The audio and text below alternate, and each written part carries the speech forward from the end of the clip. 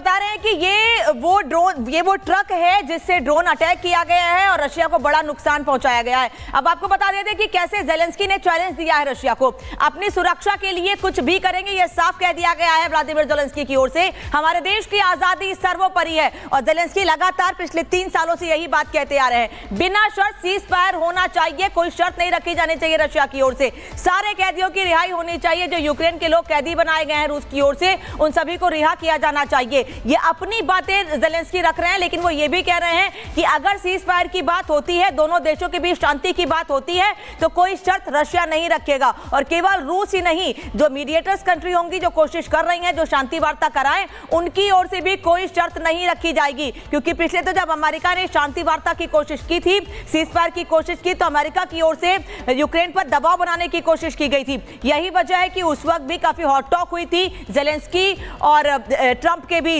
और ये तस्वीर इस वक्त, और ये तस्वीर आपको दिखा रही हूं, रूसी सैनिकों ने हमले को नाकाम करने की कोशिश की थी। जिस हमले की तैयारी 18 महीने से की गई थी यूक्रेन की ओर से, उन हमलों को, ड्रोन अटैक को रोकने की कोशिश की गई थी रूस के सैनिकों की ओर से, लेकिन एक भी अटैक को नाकाम नहीं किया जा सका है।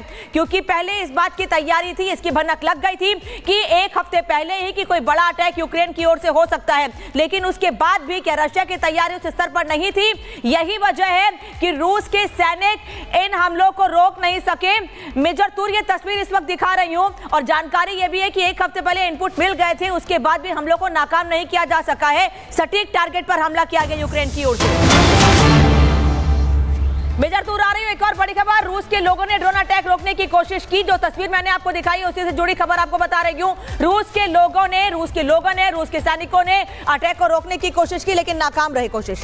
तो रूस के लोगों ने ड्रोन अटैक को भले ही रोकने की कोशिश की, लेकिन वो किस तरीके से नाकाम रहा, ये तस्वीरें हम आपको दिखा रहे हैं। इनपुट्स पहले से ही थे, इंटेल पहले से ही थे, लेकिन फिर भी नाकाम रहे। वहीं दूसरी ओर यूक्रेन की तरफ से प्लानिंग की जा रही थी, 18 महीने से ऑपरेशन वेब की तैयारी हो रही थी। मेजर तूल सर हमारे साथ जुड़े हुए हैं। सर, क्योंकि तैयारी पहले से हो रही थी, 18 महीने से प्लानिंग की जा रही थी कि किस तरीके से इस ऑपरेशन को अंजाम दिया जाएगा, और अब तो वो तस्वीरें भी सामने आ गई हैं जहां रूस की तरफ से कोशिश तो की गई थी रोकने की, लेकिन वो असफल रहे। देखिए, एक हमले को रोकना का मतलब होता है कि 10 दिन या फिर 15 दिन पहले आप हमलावर को के पास पहुंच जाए, उन पे होम इन कर लें। पर देखें, यहाँ पे तो ट्रक पार्क कर दिए गए थे, ड्राइवर्स इन ट्रकों को छोड़ के निकल चुके थे। मतलब शायद एक आध हो सके कि ड्राइवर को इन्होंने पकड़ लिया हो या कब्जे में कर लिया हो, पर जितने भी बाकी ट्रक्स थे उनके ड्राइवर्स वहां से निकल चुके थे। और ये जितने भी कंटेनर्स हैं, ये इलेक्ट्रॉनिकली ऑपरेटेड है, इनके अंदर अलग अलग लेयर्स होती हैं, शेल्फ लगी रहती हैं। तो पहली चीज तो जब छत ऊपर से खुलती है कंटेनर की, तो उस पे जो पहली लेयर है सभी कामकाजी ड्रोन्स की, पहले वो उड़ के अपने अपने टारगेट्स के पास जाएगी। उसके बाद वो वाली जो शेल्फ है वो दोबारा फोल्ड होती है, रिक्लाइन होती है, और फिर जो सेकंड शेल्फ है वहां से ड्रोन्स बाहर निकलते हैं। तो देखें, ये टेक्निकली बहुत ही सोफिस्टिकेटेड और हाईटेक इक्विपमेंट और कंटेनर्स बनाए हैं, और ये ऑटोमेटेड कमांड के थ्रू चले हैं, और ये सैटेलाइट कम्युनिकेशन के थ्रू ही ऑपरेट किए गए हैं, और इन पे ना ही जैमिंग का कोई फर्क पड़ा है, और ये डिटेक्ट भी नहीं हो सके। तो आप देखें कि रूस की इंटेलिजेंस केजीबी का बहुत ही बड़ा फेलियर है। एफएसबी, जो इनकी लोकल इंटरनल इंटेलिजेंस है रूस की, एफएसबी, उसका ये बहुत ही बड़ा और संगीन फेलियर है। क्योंकि एफएसबी का काम होता है इंटरनल इंटेलिजेंस रशिया के अंदर, केजीबी देखती है इंटरनेशनल इंटेलिजेंस वर्ल्ड ओवर। तो देखें, इनकी सभी भी जो सिक्योरिटी एजेंसीज है, इन पे बहुत बड़ा सवाल उठाए गए कि इतना बड़ा हमला हुआ कैसा, और ये लोकल सपोर्ट के बगैर नहीं हो सकता। नंबर 2, ये टेक्नोलॉजी किसी के पास नहीं है, और ये यूक्रेन ने अभी साफ साफ प्रदर्शन दिखाया है उनकी टेक्नोलॉजी का और उनकी इनोवेशन का, कि वो किस हद तक जाके कितनी नजदीक जाके। तो ये भी है ना कि अगर 1 हफ्ते पहले आपको इनपुट मिल गए थे कि हमले हो सकते हैं, उसके बाद भी तस्वीरें ऐसी आ रही हैं कि हमलों को नाकाम करने की कोशिश की गई, फिर भी सफलता नहीं मिली। सर, इस पर जवाब लूंगी आपसे, लेकिन एक और बड़ी खबर बता दूं, यूक्रेन के हमले के बाद रूस ने पलटवार किया है। यूक्रेन के ड्रोन लॉन्च सिस्टम पर मिसाइल अटैक हुआ है। रूस ने इस्कंदर मिसाइल से हमला किया है। इस्कंदर मिसाइल से हमला किया है रूस ने। यूक्रेन के हमले के बाद रूस ने पलटवार किया है और इस्कंदर मिसाइल से हमला किया गया है। यूक्रेन के ड्रोन लॉन्च सिस्टम पर मिसाइल अटैक किया गया है, लेकिन इन ड्रोन लॉन्च सिस्टम से हमले रूस पर नहीं किए गए हैं। रूस पर हमले करने के लिए यूक्रेन ने ट्रकों का इस्तेमाल किया है। और इस बीच एक और बड़ी खबर, रूस के हमले में मारे गए 12 यूक्रेनी सैनिक। इस हमले में 12 यूक्रेनी सैनिक मारे गए हैं तो 60 यूक्रेनी सैनिक घायल भी हुए हैं। मिसाइल अटैक में 60 यूक्रेनी सैनिक घायल बताए जा रहे हैं तो 12 यूक्रेनी सैनिक वो भी हैं जो मारे गए हैं। रूस की तरफ से अब तक का सबसे भयंकर हमला बताया जा रहा है। 1.5 साल का ये प्लान था, 18 महीने से प्लानिंग चल रही थी और ये कुछ तस्वीरें भी हम आपको दिखा रहे हैं किस तरीके से अंजाम दिया गया है। और समरपाल टूर मेजर हमारे साथ जुड़े हुए हैं। सर, क्योंकि प्लानिंग भी चल रही थी लेकिन वार पलटवार के चक्कर में कहीं ऐसा तो नहीं है कि आने वाले समय में कोई बड़ा युद्ध का रूप ये ले ले, क्योंकि पहले से ही कोशिश की जा रही थी कि शांत युद्ध को कराया जाए। वेस्ट के जितने भी देश हैं उनकी तरफ से लगातार इस पर स्टेप्स उठाए जा रहे थे, लेकिन जिस तरीके से यूक्रेन ने हमला किया है साफ है कि अब रूस शांत नहीं बैठने वाला। देखिए, रूस ने काफी हद तक अपने आप को शांत करके रखा था, सिर्फ इसलिए कि वो अमेरिका की बात माने और विश्व जो शांति है उसे बनाए रखे। और रूस नहीं चाहता था कि ये इससे ज्यादा युद्ध की को बढ़ावा दिया जाए। पर जिस तरीके से ज़ेलेंस्की का रवैया रहा है, हमें मतलब देखना चाहिए। कुछ महीने पहले जब ज़ेलेंस्की अमेरिका गए थे तो बिल्कुल भी शुक्रगुजार नहीं थे यूएस के, और जब ट्रंप आए तो ट्रंप से भी भिड़ गए। व्हाइट हाउस के अंदर जेडी वैंस के साथ भी उनकी बहस हो गई।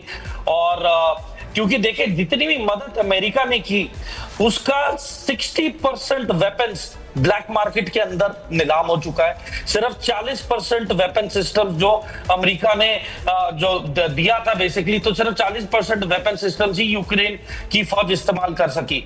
तो अमेरिका को भी बहुत निराशा थी कि वो मदद तो कर रहे हैं पर यूक्रेन के अंदर इतने इंटरनल प्रॉब्लम्स हैं कि इन चीजों का ऑडिट ही नहीं हो सका। जितना भी पैसा दिया था यूक्रेन को हथियार खरीदने के लिए, उस पैसे का कोई अता पता नहीं है, ऑडिट नहीं है। तो इसको लेकर ट्रंप एडमिनिस्ट्रेशन काफी नाराज थी। जब प्रेसिडेंट ट्रंप पावर में आए तो जब जवाब किया तो वहां पे तनातनी हो गई। उसके बाद अमेरिका को पता था कि ज़ेलेंस्की नहीं मानेंगे, तो उन्होंने पुतिन को गुजारिश की कि आप कम से कम अपनी तरफ से हमले कम करें। और जब पुतिन ने उनकी बात मानी तो ये नतीजा है। और अब मुझे नहीं लगता कि अमेरिका भी अब यूक्रेन की मदद के लिए आने वाला है आगे। और जहां तक यूरोप का सवाल है, यस, विश्व युद्ध, तीसरा विश्व युद्ध तभी हो सकता है अगर यूरोप ने ओपन सपोर्ट दिया यूक्रेन को रूस के खिलाफ, तो बात आगे बिगड़ सकती है। तीसरे विश्व युद्ध की तरफ हम जा सकते हैं। पर अभी तक मैं यही समझता हूं कि बाकी सब डेवलप्ड नेशंस में समझदारी है।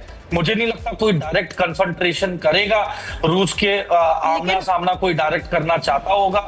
और अमेरिका भी इस पक्ष में नहीं है कि ये युद्ध आगे बढ़े।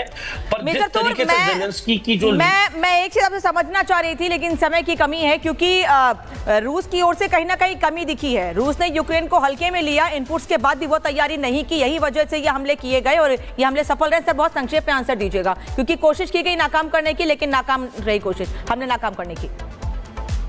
जी, जब सारी वर्ल्ड पावर्स आपको रिक्वेस्ट करी कि आप युद्ध पे ना जाए, तो रूस ने अपने आप को कंट्रोल किया हुआ था कि नहीं, हम इससे ज्यादा स्तर को नहीं बढ़ाएंगे। पर जिस तरीके से अब ज़ेलेंस्की ने जिस तरीके से स्तर बढ़ा दिया है हमले का और जैसे ठोस पहुंचाई है स्ट्रेटेजिकली, ये एक छोटा मोटा हमला नहीं है, ये बहुत ही बड़ा हमला है। प्रॉपर युद्ध की स्थिति में भी इतना बड़ा नुकसान नहीं होता है। तो जिस तरीके से ये हुआ है, ये एक चीज तो साफ है कि रूस ने उम्मीद नहीं रखी थी कि ऐसा बड़ा हमला होगा और ये अब युद्ध को बढ़ावे की और ज़ेलेंस्की ने अपनी हरकत की है। और अब देखते हैं कि अब रूस जवाब देगा और बहुत ही कठोर जवाब देगा। और आप हैरान ना हो कि कुछ मतलब उन आंसर्स की वो जवाब देने की तैयारी है और शुरू कर दिया है। इस्कंदर मिसाइल से जो अटैक किए गए, जिसमें 12 सैनिकों की मौत की खबर मिल रही है, कई सैनिक घायल हुए हैं यूक्रेन के, वो बड़े हमले करने शुरू कर दिए हैं रूस ने। लेकिन इससे बड़ा हमला होगा, इससे इनकार नहीं किया जा सकता है। मेजर तूर, बहुत बहुत धन्यवाद आपका समय देने के लिए। और एक रिपोर्ट देख लीजिए कि कैसे यूक्रेन ने रूस पर हमले किया। अब रूस क्या करेगा, इस रिपोर्ट से समझिए।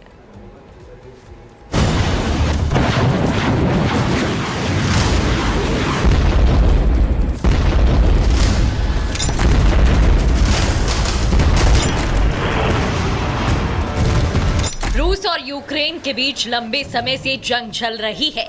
दोनों देशों के बीच तनाव कम होने के बजाय लगातार बढ़ता जा रहा है